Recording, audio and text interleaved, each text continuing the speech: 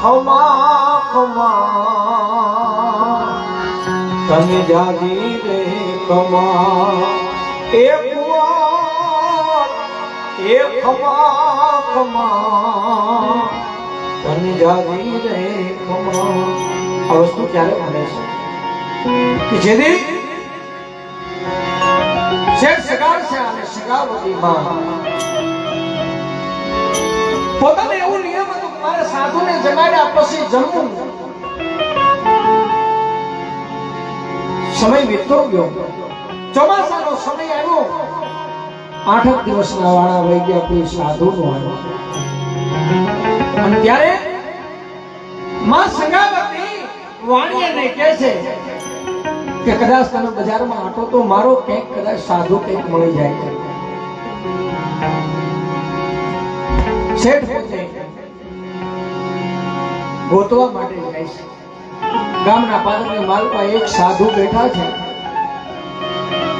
બે હાથ જોડી અમે શેઠ સગાવશા છે એ વિનંતી કરે છે, મહાત્મા મારા ઘરે પધારો, હું તમને લેવા માટે આવ્યો છું. ત્યારે મહાત્મા કહે છે, વાણિયા તું મને લઈ જાય એનો કઈ વાંધો નથી, પણ હું અઘોરી સાધુ છું. બીજું કે મને તેડી લઈ જાય હું આવી એમ નથી, મારા શરીર ઉપર રક્તપિત છે, મને મારું શરીર ગઠપણ આવી ગયું છે, જર્જરિત છે, દુખાવો નથી મારથી સહન થતો.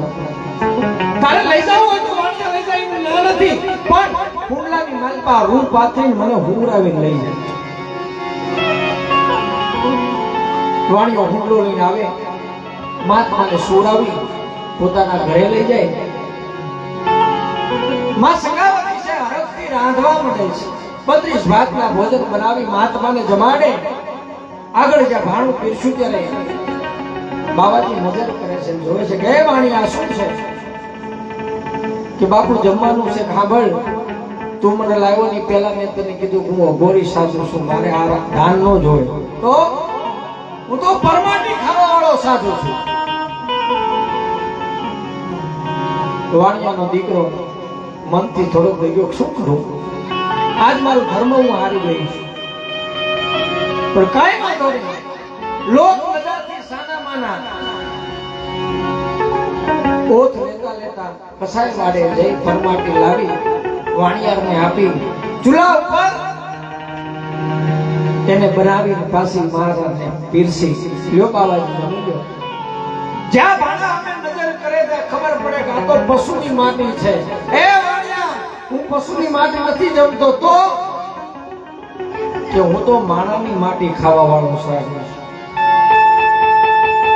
અને જ્યાં એટલું બોલ્યા હું માણાની માટી ખાવા વાળો સાધુ છું, ત્યાં તો શેઠ સગાડ છે ને પગ એની ધરતી મટી ખાવા ગયો. કસાઈ વાડે જઈને માટી તો લાવ્યો, પણ માણાની માટી ક્યાંથી લાવે? અને રહોડાની માલપા સગાવતી ઉભા છે. વાણીઓ જઈ સગાવતીને કહે છે, સખી હા કે હવે આપણે આપણો ધર્મ હારી ગયોશું, કારણ કે નો માગવાનો બાવો માગીને બેઠો છે, હવે શું કરવું? એ શું કહે છે કે પરમાટી કહે છે પણ માણાની કહે છે. અને તેથી માં સગાવતી કીધું, વાણિયા એમાં શું મૂંઝાઈ ગયા? હે કે શેઠ એમાં શું મૂંઝાઈ ગયા? પરમાટી ખાવા વાળો સાધુ જો આવ્યો હોય ને અને ઈ મનુષ્યની, તો એમાં મૂંઝાવાની જરૂર નથી. આપણો ચેલિયો હાથ વરણ નિશાળે બેઠો, લઈ આવો. પોતાની જનેતા પોતાના દીકરાને મારવા ઊભી થઈ, વિચાર તો કરો કેવો સમય આવી ઉભો છે. એવી જ્યાં વાત કરે છે ત્યાં ભગવાન બીજું રૂપ લઈ, માસ્તરનું રૂપ લઈ અને ચેલિયા પાસે પહોંચી ગયા. ચેલિયાને કીધું, હે ચેલિયા અહીંથી ભાગી જા, કારણ તારા ઘરે કોઈ સાધુ આવ્યો છે ને તને મારીને ખવડાવી દેશે, એવી વાત મેં સાંભળી છે. અને ત્યારે ચેલિયાએ કીધું કે હે મહાત્મા તમે મને શિક્ષા દેશો હારી દો, કારણ કે મારા માવતરનું જો ધર્મ હસવાઈ જતું હોય અને મારા કારણે મારા બાપની નેકી ટેકી જો રહી જતી હોય તો મારા માવતરના શરીર ઉપર ઋણ છે, હું ક્યારે ચૂકી બતાવીશ? કદાચ આ શરીરની ચામડી કાઢીને મારા માવતરને પગમાં પહેરાવું ને મોજડી બનાવીને તોય આ ઋણ ને ચૂકવાયું હોય. માટે મને અવસર આવ્યો છે. અને એ વખતે એ માસ્ટર ને ચેલીલો હાથ વરનો કે શું કે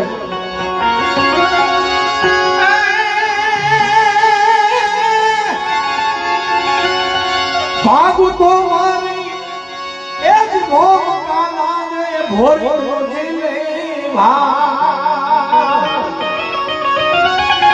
ભાગુ તો મારી એ જ મોહ કાનાને ભોરનો જીલે મેરું સરીખા એ ડોલવા લાગ્યા મેરું સરીખા એ ડોલવા લાગ્યા ઓલા આકાશ નો યાદા મેરા મન માજન મુકે જેલિયો સતન સુકે. એ માસ્ટર મારા માવતર હાટું થઈને કદાચ મોત વાલું કરવું હોય તો મને મંજૂર છે. ગરગરતી દોટ મૂકી ચેલીઓ ઘરે આવે અને ચેલિયાને જ્યાં મારવાની વાત કરી ત્યારે બાવાજી બોલ્યા છે કે વાણિયા તને મને જમાડવાનો હરખ નથી કે બાપજી હરખ તો છે તો હા ભાઈ આ દીકરો જો ને હા એને ખાંડણીયાની માલપા ખાંડીને પછી મને જમવા આપો. કારણ હું એમને ચાલી શકું એમ નથી.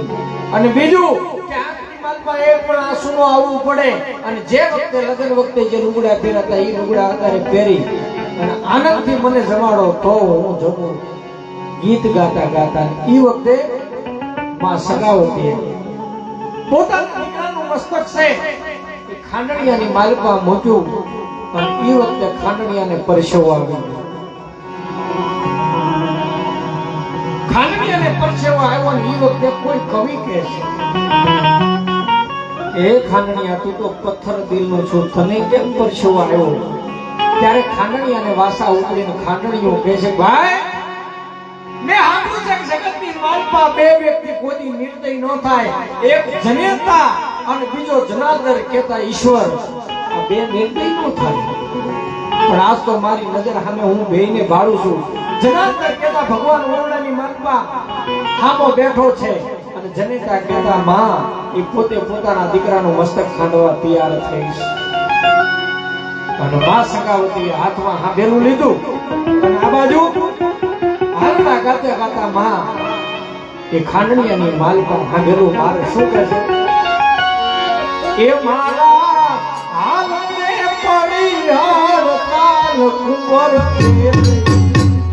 ચેલિયા રે બુઆ ખમા ખમા યાદી રે ખમા.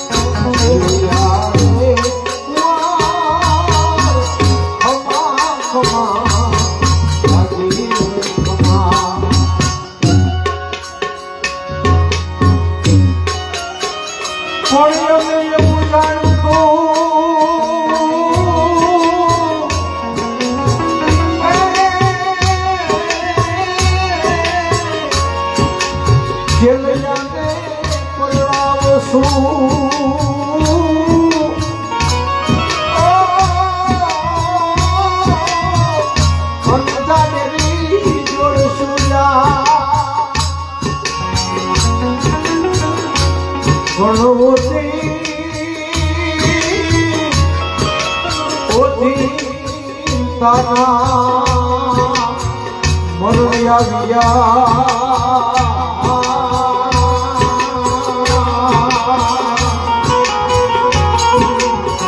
એ તારા પરમે ઉતરા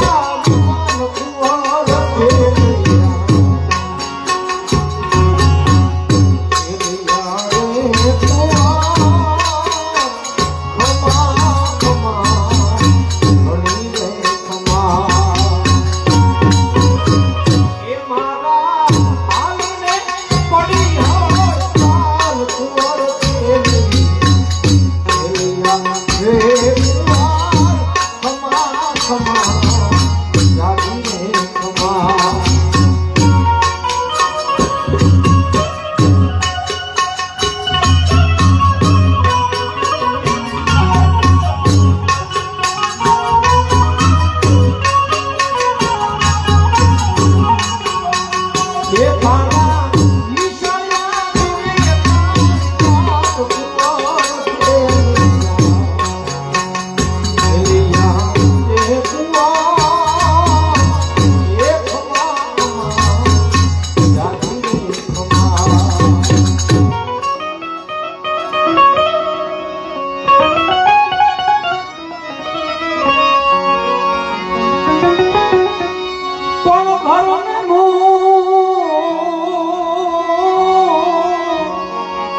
તો મને મન તું જ્ઞાનનો ઘરનામો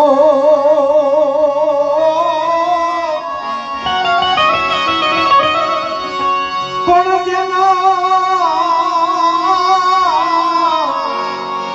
ઘરેથી કંધોતર ઉઠ્યા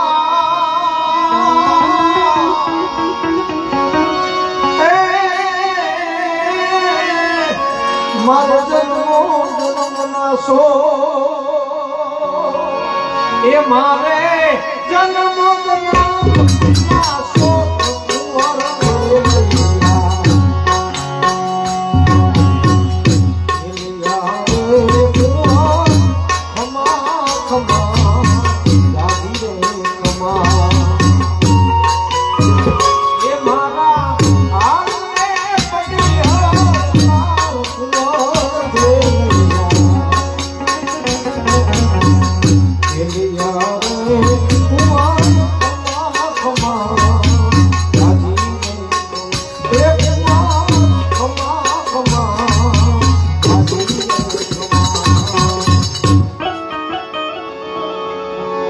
બીજે ફરવા ભાઈની બેન માટે બે શબ્દો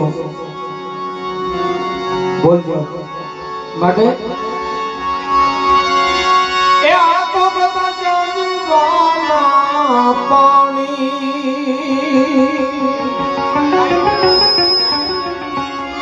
એ આશા જૂઠી બંધાણી આ તો બધા જગવાના પાણી એ આશા જૂઠી રે બંધાણી ઓ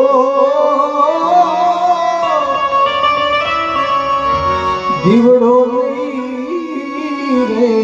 ગળે હંસલા એ હાલો ને હવે મોતીડા નહીં રે મળે હંસલા એ હાલો ને હવે મોતીડા નહીં મળે હંસલા હાલો ને હવે મોતીડા નહીં મળે કારણ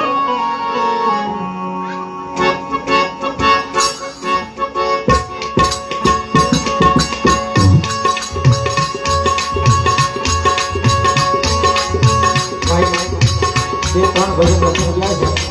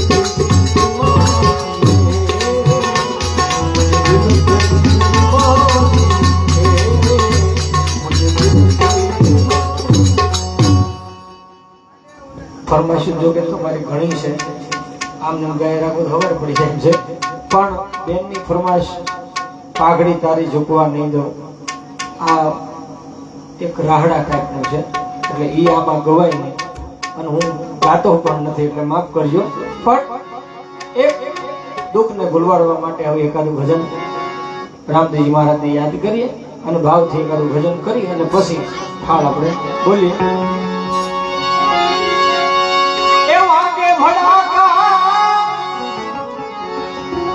ભારી ભજનમાં વાગે ભડાકા ભારી રે ઓ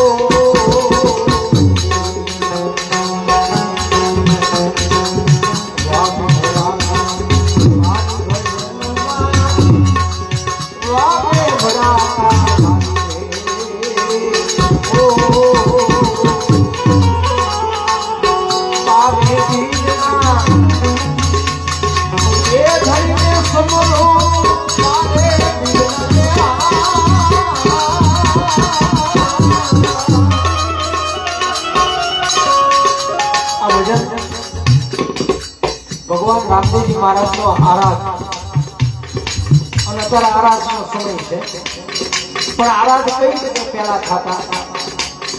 રામસાગર અને મંજીરો, આ તબલા કે બેન્જો કે માઇક કઈ નહોતા, એક રામસાગર અને એક મંજીરો, આ બે વસ્તુ હતી, અને એમાં બધાય સાથે મળી અને ભજન ગાતા હતા, અને એમાં એક વ્યક્તિ કડી બોલે, બધાય પાછળથી હા હા હા એમ 3 વખત ઝીલાવતા હતા. એમ આપણે પણ બધાય ભાવથી તમારે પાછળ ઝીલાવવાનું છે. બારે બીજના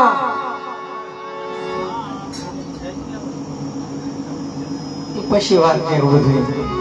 બારે બીજના એ ધણીને સમરું, બારે બીજના રે બધાને એક હારે બોલવાનું છે. બારે બીજના એ ધણીને સમરું, બારે બીજના રે આ પછી પાણી એ ધણીને સમરું, નકળંગ નીલા ધારી ભજન, નકળંગ નીલા ધારી ભજન વાગે ભજાતા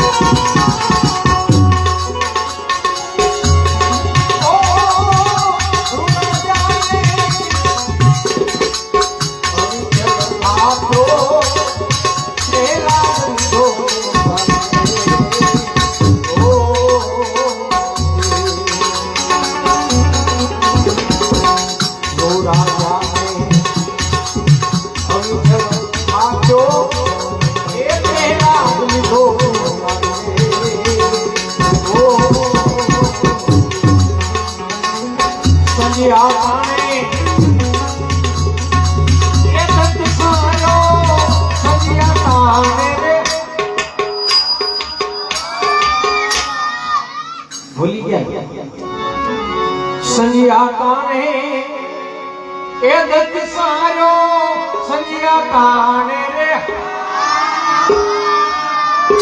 આયા દત્ત સારો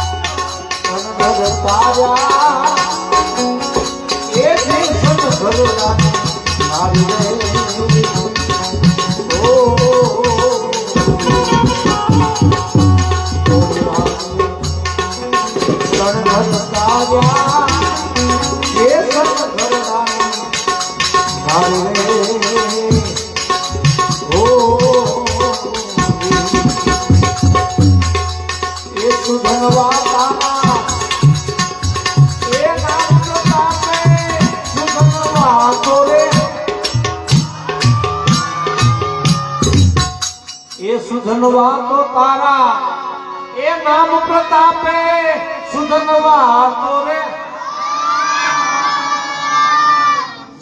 ખાલી બેકારો નથી કરવાનો હા હા હા કરવાનું આ તો ધાબા ઉપર પતંગ ચડાવ બેઠો એમ કર્યું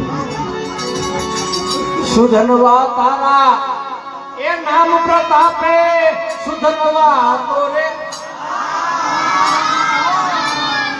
એ નામ પ્રતાપે એ નામ પ્રતાપે ઉપર પીકડાયું હારી ભજન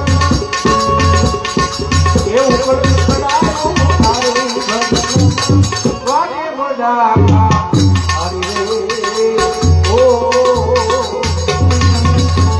એ પલે પલે તી સમલો એ તુજો પલક તારે ઓ હરી ચરણે રે ભાટી એ હરજી બોલ્યા હરી ચરણો મારે હરી ચરણો ભાટી એ હરજી બોલ્યા હરી ચરણો મારે હરિચરણોની માલિકા ભાઠે હરજી બોલ્યા શું બોલ્યા છે એ તમને જાજી ખમાયું પીર રામા એ તમને ખમાયું પીર રામા